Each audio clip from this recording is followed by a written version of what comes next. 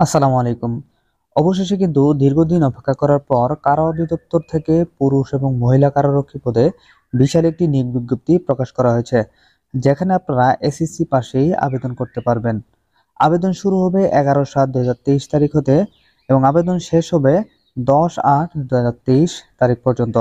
তো প্রিয় দর্শক, আপনারা পুরুষ কারারক্ষী ও মহিলা কারারক্ষী পদে আবেদন করতে আপনাদের কি কি শিক্ষাগত যোগ্যতা থাকতে হবে এবং অন্যান্য কি যোগ্যতা থাকতে হবে এবং কিভাবে আবেদন করবেন ও কোন কোন জেলা থেকে আবেদন করতে পারবেন তা আজকের এই ভিডিওতে বিস্তারিত জানাবো। সো ভিডিওটি কিন্তু আপনাদের জন্য খুবই গুরুত্বপূর্ণ হতে চলেছে। তো আশা করি ভিডিওটি না টেনে অবশ্যই শেষ পর্যন্ত মনোযোগ সহকারে দেখে যাবেন। তো চলুন আর কথা না বাড়িয়ে ভিডিওটি শুরু করা যাক। তার আগে আপনি যদি আমার চ্যানেলে নতুন দর্শক হয়ে থাকেন তাহলে অবশ্যই চ্যানেলটি সাবস্ক্রাইব করে দিবেন। তো সম্মানিত দর্শক, আপনারা এখানে যে নিয়োগ বিজ্ঞপ্তিটি দেখতে পাচ্ছেন সেটা কিন্তু কারা অধিদপ্তর থেকে প্রকাশ করা হয়েছে, যেটা কিনা প্রকাশ করা হয়েছিল 21 জুন 2023 তারিখে, কিন্তু এটা পত্রিকায় এসেছে কিন্তু গতকালকে। তো এখানে বলা হয়েছে যে কারা অধিদপ্তরের রাজস্ব খাতভুক্ত নিম্নবর্ণিত শূন্য পদে সরাসরি জনবল নিয়োগের নিমিত্তে পদের পাশে উল্লেখিত যোগ্যতা সম্পন্ন প্রকৃত বাংলাদেশী নাগরিকদের নিকট হতে নিম্নোক্ত শর্তাধীনে দরখাস্ত আহ্বান করা যাচ্ছে। তো এখানে পদের নাম ও বেতন স্কেল দেওয়া আছে। এখানে দুইটি পদে লোক নেওয়া হবে, একটা হচ্ছে কারারক্ষী, একটা হচ্ছে মহিলা কারারক্ষী। তো কারারক্ষী যারা পুরুষ প্রার্থী তাদের বেতন স্কেল হচ্ছে 9,000 টাকা হতে সর্বোচ্চ 21,800 টাকা, এটা কিন্তু আপনার মূল বেতন। আর গ্রেড হচ্ছে 17তম গ্রেড। পদের সংখ্যা, তো এখানে কিন্তু পুরুষ কারারক্ষী পদে 355 জন জনবল নেওয়া হবে। তো আপনারা পুরুষ কারারক্ষী পদে আবেদন করতে যে সকল যোগ্যতা লাগবে তা কিন্তু এখানে দেওয়া আছে। তো আমি পড়ে নিচ্ছি, আপনারা একটু মনোযোগ সহকারে শুনবেন। শিক্ষাগত যোগ্যতা ও অন্যান্য শর্তাদি: কোন স্বীকৃত বোর্ড হতে মাধ্যমিক স্কুল সার্টিফিকেট বা সমমানের পরীক্ষায় উত্তীর্ণ হতে হবে। তো এখানে কিন্তু কোনো ধরনের দ্বিতীয় শ্রেণী বা প্রথম শ্রেণীর জিপিএ পেয়ে উত্তীর্ণ হতে হবে কিনা এটা কিন্তু বলা নেই। শুধুমাত্র জাস্ট আপনাদের এসএসসি পাস হলে হবে। আপনি যদি 1 পান সেক্ষেত্রেও কিন্তু আপনি আবেদন করতে পারবেন।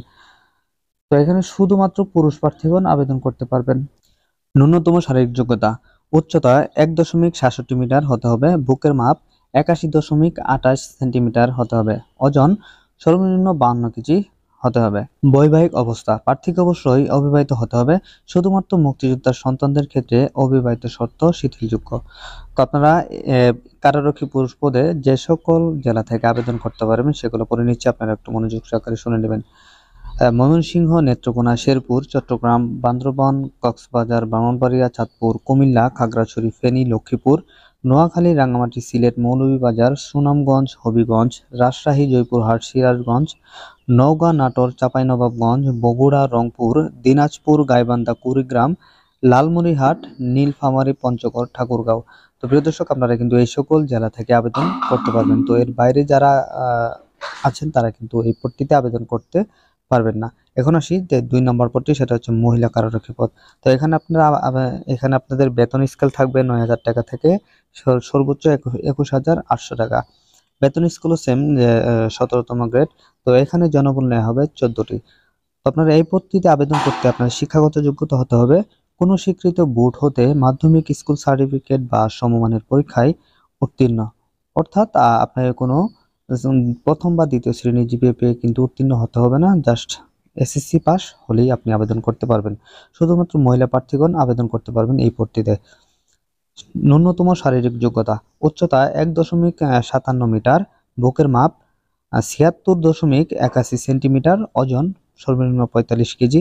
বৈবাহিক অবস্থা: প্রার্থীকে অবশ্যই অবিবাহিত হতে হবে, তবে মুক্তিযোদ্ধার সন্তানদের ক্ষেত্রে অবিবাহিত শর্ত শিথিলযোগ্য, অর্থাৎ তারা বিবাহিত হলেও আবেদন করতে পারবেন। তো মহিলা কারারক্ষী পদে আপনারা যে সকল জেলা থেকে আবেদন করতে পারবেন সেগুলো হচ্ছে শেরপুর, চট্টগ্রাম, কক্সবাজার, ব্রাহ্মণবাড়িয়া, চাঁদপুর, কুমিল্লা, লক্ষ্মীপুর, নোয়াখালী, সিলেট, রাজশাহী, সিরাজগঞ্জ, নওগাঁ, নাটোর ও খুলনা। তো আপনারা কিন্তু এই সকল জেলা থেকে আবেদন করতে পারবেন, এর বাইরে থেকে কিন্তু আপনারা আবেদন করতে পারবেন না। তো প্রিয় দর্শক, আপনাদের মধ্যে যারা এতিম আছেন তারা কিন্তু সকল জেলা থেকে আবেদন করতে পারবেন। আবেদনের শর্তাবলী: তো প্রিয় দর্শক, এখানে কিন্তু দেখতে পাচ্ছেন যে বেশ কিছু আবেদনের শর্তাবলী দেওয়া আছে। তো এখান থেকে আমি উল্লেখযোগ্য যে শর্তগুলা মেনে চলতে হবে সেগুলো আপনাদেরকে একটু পড়ে শোনাচ্ছি। তো প্রথমেই দেওয়া আছে যে প্রার্থীকে অবশ্যই বাংলাদেশের নাগরিক হতে হবে এবং জাতীয় পরিচয়পত্র অথবা জাতীয় পরিচয়পত্র প্রাপ্তির অনলাইন আবেদনের কপি বা স্লিপ থাকতে হবে। তবে হচ্ছে মোস্ট ইম্পর্টেন্ট যেটা হচ্ছে বয়স। তো প্রার্থীর বয়স 30/6/2023 তারিখে 18 থেকে 21 বছরের মধ্যে হতে হবে। শুধুমাত্র মুক্তিযোদ্ধা, শহীদ মুক্তিযোদ্ধার পুত্র কন্যা প্রার্থীদের ক্ষেত্রে বয়স সর্বোচ্চ 32 বছর পর্যন্ত শিথিলযোগ্য।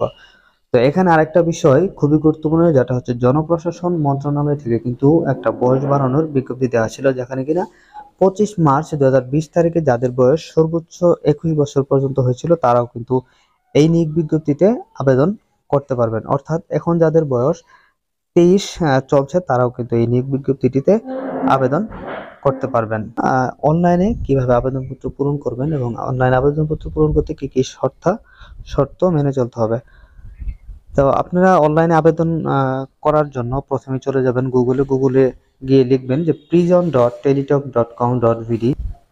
এই ওয়েবসাইটে আবেদনপত্র পূরণ করতে পারবেন। তো আবেদন শুরু হবে, তো উক্ত সময়সীমার মধ্যে আপনি ওয়েবসাইটে আবেদনপত্র পূরণ করলে আপনাকে একটা ইউজার আইডি দেওয়া হবে।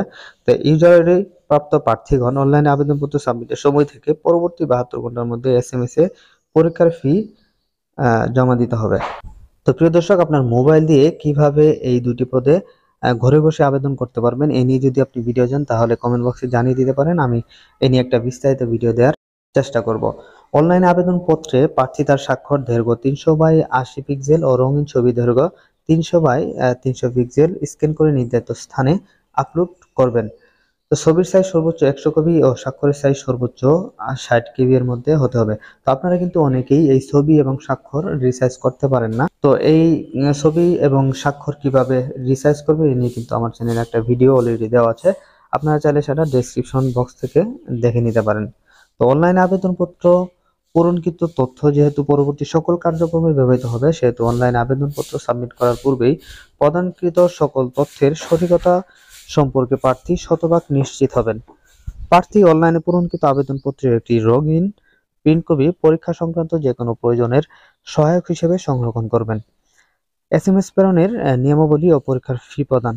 তো আবেদন করার পর আপনারা যেভাবে পরীক্ষার ফিটা জমা দিবেন সেটা কিন্তু এখানে বলা আছে, এটা একটু মনোযোগ সহকারে শুনবেন।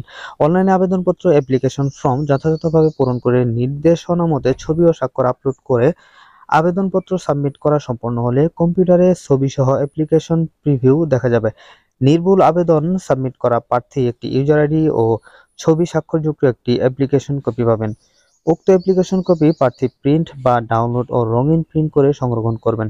অ্যাপ্লিকেন্টস কপিতে একটি ইউজার আইডি নম্বর দেওয়া থাকবে এবং ইউজার আইডি নম্বর ব্যবহার করে প্রার্থী নিম্নোক্ত পদ্ধতিতে যে কোনো টেলিটক প্রিপেইড মোবাইল নম্বর থেকে 2টি SMS করে পরীক্ষার ফি বাবদ 100 টাকা, টেলিটক চার্জ বাবদ 12 টাকা, মোট 112 টাকা অনধিক 72 ঘন্টার মধ্যে জমা দেবেন।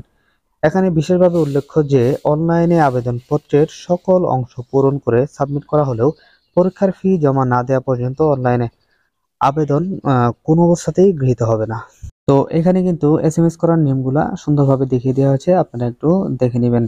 তো এই ছিল মোটামুটি আবেদনের শর্তাবলী। তো আজকের ভিডিওটি মূলত এ পর্যন্তই। ভিডিওটি ভালো লাগলে অবশ্যই চ্যানেলটি সাবস্ক্রাইব করে দিবেন আর ভিডিওটি শেয়ার করে দিতে কিন্তু ভুলবেন না। আর হ্যাঁ, এই বিষয়ে যদি আপনাদের কোনো জানার থাকে তাহলে অবশ্যই কমেন্ট বক্সে কমেন্ট করে জানিয়ে দিবেন, আমি আপনাদের উত্তর দেওয়ার চেষ্টা করব। তো আজকের মতো এখানে বিদায় নিচ্ছি, দেখা হবে পরবর্তী কোনো নতুন ভিডিওতে। সে পর্যন্ত ভালো থাকবেন, সুস্থ থাকবেন।